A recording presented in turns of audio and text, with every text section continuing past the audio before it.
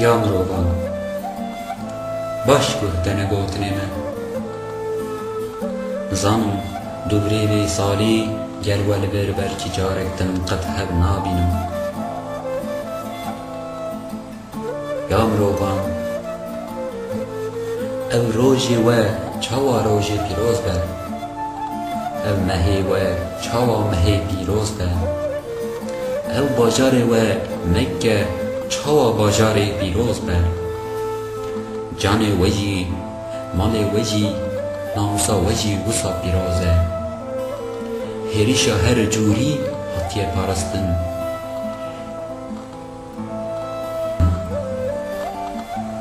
یا اصحاب من صبح هنی گهش نخوده آخوه به وبری هر روش و توگری و بناجی برسن نبه بشرامن زبرن رشاشتی خواه یکبن و ستی خواه لی ندن او حوثی من لور پیدا بون بلا راگه من پیدانه بونان او کسی بهستی راسته هاست بهستی نام هب باش فهم بکد و هب باش پارزد یا اصحاب من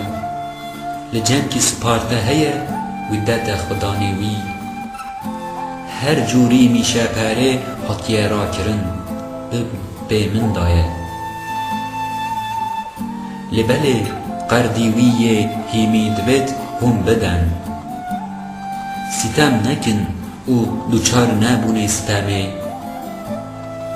لگل فرمانا خدا میشه پره ادی قداقیه دوران زان ماین او کون شوپ کرد بوی هر جوری بن بیمنه میشه پرا من را گری یا یکم میشه پرا کره عبدالمطلب یا عباسه یا اصحاب من دوران ازانان خوینداری به تمامی هاتیه را کرن خوینداری من را کری یا یکم نبی عبدالمطلب خوینداری یا رابیایه یا مروان ایرو شیطان نو اردی ویدا جنوبان دور و هیز سرواری مزراندن جاویدان مندا کریه لبله هون کار هرمردا وطن شیطانی نردنن هونه وی دل خوش بکن جبو اولا خواه پارزن وانان جو خواه پارزن یا مروان هون ما فی جنان گهره کن و دوی بابت ده هون خدا بترسن او شیره دامنه وی جنان جم خود سپارته ستاندنوه و ناموسا وان سر ناب خدا سوزدایه و لسر خواه حلال کریه مافی و لسر جنان مافی جنان جی لسر وهیه مافی و لسر جنان اوکو هلینا مالباتا وان کسی هون جی که خوش نبونه هون وان ندنه گرساندن هکه کسی هون قایل نبونه راکنه هلینا و هون وان تهدیب بکن مافی جنان جی لسر و هر جوری خارن و ورگرتنه علی مشروطیه هنوان پیدا بکن یا باورمندان از سپارته یک جبو و هیلم گو هن خواه باش لپیچن و قد شاش نبن او سپارته جپرتوکا خوده قرآنه یا باورمندان باش گهدنه گوتنه من و باش هن بکن مسلمان برای مسلمانیه جبوه همو مسلمان برانن برای وی اوله اگر هم هریشا لسر مافی وان بکن او حلال نینه هکا دل خوشی بدد او جهل یا اصحاب من خواب خواه ستمه نکن مافێ وە لەسەر وەژی هەیە.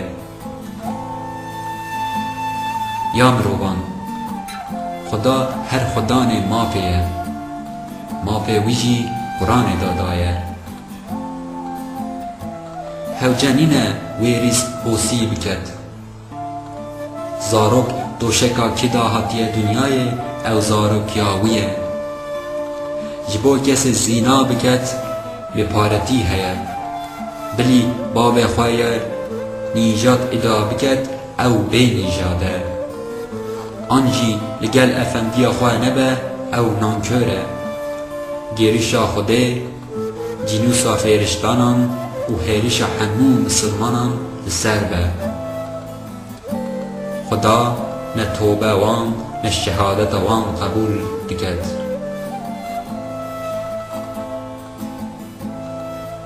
Ya mirovan, sibê ji min we birsin gotinê we dê çi bibe? Eshab wisa got, balyozxanetiya Xwedê cih anîn, erkê xwe bi cih anîn, ji bo me hosî û pend dan, ji bo vê me şehadet kir û wisa bersivdan. Li ser vê bersivê Muhammed aleyhisselam wisa got, şahîd be ya Xwedê, şahîd be ya Xwedê, şahîd be ya Xwedê.